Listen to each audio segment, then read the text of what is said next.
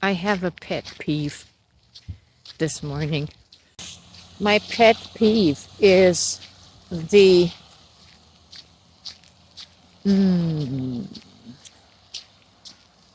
dressing up of spirituality. I was watching a video this morning from Yogananda, and it had the visuals of the yoga positioned Jesus and another yogi and Yogananda. And it triggered me. Can I say it triggered me? It just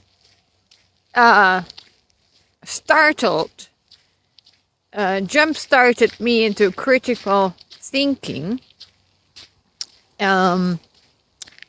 Jump-started me out of my hypnotized state. That is a complaint that I do have about all of this spirituality. Spirituality, in the way it is being portrayed, is merely a hypnotized state. The sound bowls, the beads, the incense, the mantras are all tools to hypnotize you out of your thinking mind. And it bothers me.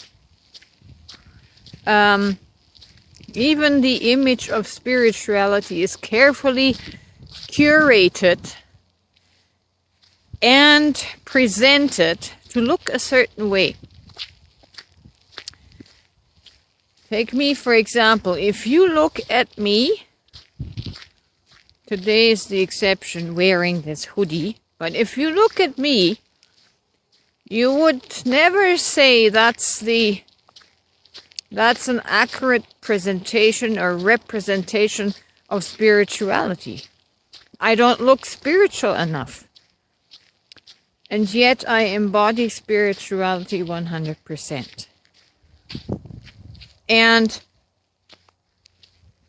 the reason why the spiritual images of the gurus and the enlightened ones bothers me is because it creates, again, I am the soul whisperer, the psychology whisperer, the psyche whisperer. I pick up on this subliminal stuff. I pick up on the unconscious. And the imagery portrays spirituality to be something separate from your normal human life, which it isn't, right? Spirituality, I am a 100% correct, accurate representation of spirituality as you see me every day. Because spirituality is 100% your human life. And I am making it my mission to erase the lines in our psyche that makes everything distinct, that makes your spirituality distinct from your human life. I'm here to erase that. I'm here to present an image that merges spirituality with regular human life, daily life, right? Spirituality isn't something you do in an ashram or on a yoga mat.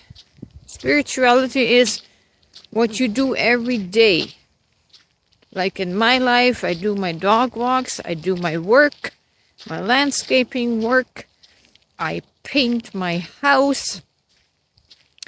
Spirituality is just the recognition that everything you be and everything you are is spiritual. You don't have to put on special clothes and wear your belly beads, and you don't have to sit and do hypnotizing mantras every day. That's not spirituality. That is bypassing in a lot of cases. So, yeah, that's my peeve this morning. I do not like this hyper stylized, carefully curated image of what spirituality should look like. You know, you have so many people flock to India to get a wise word from the yogi people. You don't need that. You're still giving your power away to some hypnotizing guru. You have to develop critical thinking. You have to develop a trust for yourself, a love for yourself, and a belief that there's wisdom in you. Right? You don't have to listen to a guru.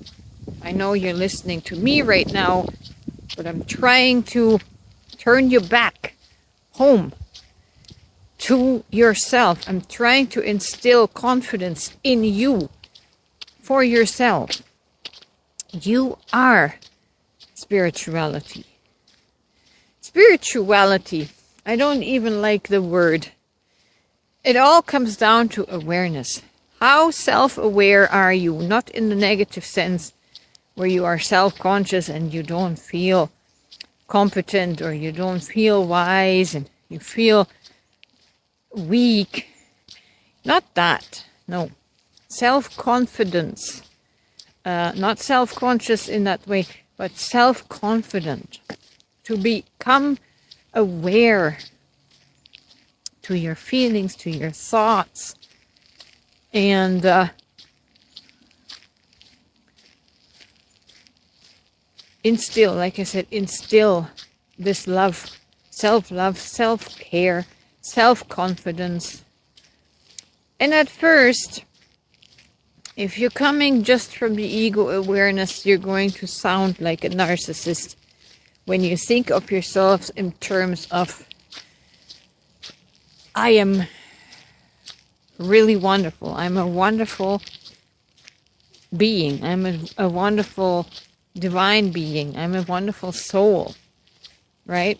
We have to work through that discomfort because we are so fragmented within ourselves that at first it will feel like you are a narcissist and you sound like a narcissist. But that is only because you are so alienated from yourself in such an unhealthy way that before you can heal that, you're going to feel the symptoms of that unhealthiness, right? But spirituality, to bring it back to my point, is not to dress up in special clothing and in incense and candle smoke and sound baths.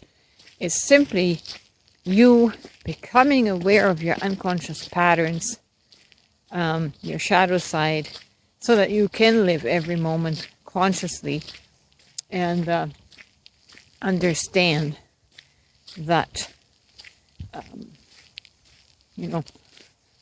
lot of the things that people do is from their unconscious and they don't know why, and that's why they repeat these patterns. These unbalanced patterns in their life. Anyways, I'm rambling now. Just a morning musing with one of my peeves coming under consideration.